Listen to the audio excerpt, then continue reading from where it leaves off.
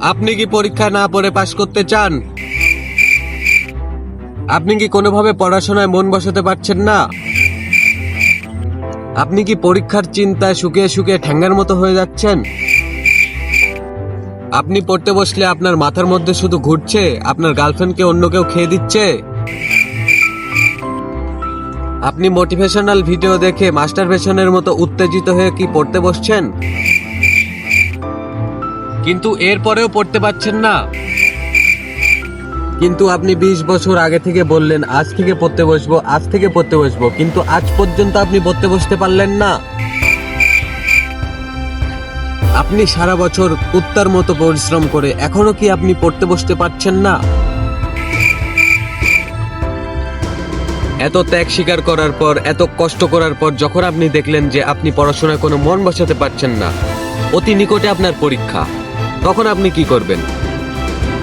হ্যাঁ দাদা, আপনি সঠিক জায়গায় এসেছেন। কাফি স্পেশাল কোর্স। আজকে আমি আপনাদের দেখাবো কিভাবে পরীক্ষা না পড়ে পাশ করতে হয়। চলুন দেখে আসি। স্যার যখন আপনাকে প্রশ্ন দিবে, প্রশ্ন পাওয়ার পরে আপনি কি করবেন? যতগুলো সৃজনশীল আছে প্রশ্ন দেখে দেখে সবগুলো সৃজনশীল লিখবেন। মনে যা চায় তাই লিখবেন সৃজনশীলে। তারপর সৃজনশীল লেখা শেষ, পরের প্রশ্ন দেখবেন যে রচনা যদি কমন না পড়ে, তাহলে এই যে এখান থেকে চিরকুটটা বের করবেন, করে চিরকুটটা সামনে রাখবেন, স্যার যাতে না দেখে। তারপরে চিরকুটটা দেখে দেখে আপনি রচনাটা লিখবেন। তো আমরা এখন রচনা লিখবো। আমরা এখন গরু রচনা লিখবো। গরু রচনা মূলত সূচনা থেকে শুরু করতে হয়। সূচনা। তো আমরা লিখবো, আমরা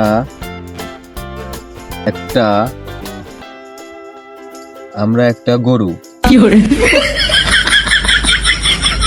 তারপরে গরু সম্পর্কে আমরা যেগুলো জানি, সেগুলো সব সুন্দরভাবে লিখে ফেলবো। তো এই পেজ আমরা পুরোটাই গরু রচনা দিয়ে লিখলে আমরা এখান থেকে 10 নম্বর পাবো। তো আমাদের গরু রচনা লেখা শেষ। আমরা চিরকুট দেখে দেখে গরু রচনা শেষ করেছি।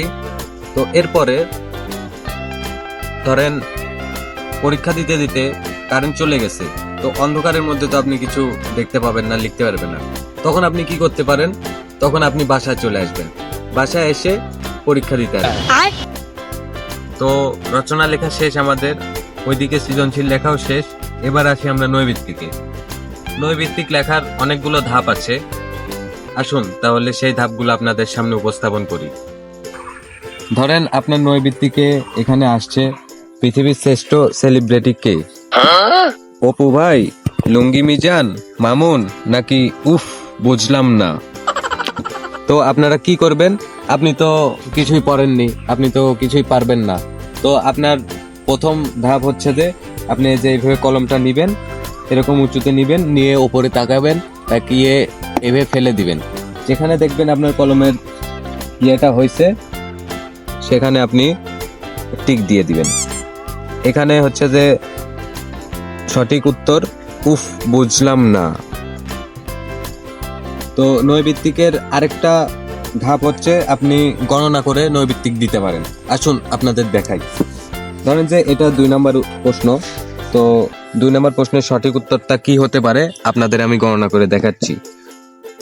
10 উপর 10 20 30 40 50 60 70 80 90 100। এই যে ঘ নাম্বার, এটা হচ্ছে যে আপনার সঠিক উত্তর। তো এইভাবে আপনারা লিখবেন। তো এইভাবে লিখলে আপনারা 100-তে 100 একদম 100% পাস করবেন। আপনি যদি একবার পাস করেন তাহলে ফার্স্ট বেঞ্চ আলাদের একদম পিটাইতে লাল করে ফেলাইবেন।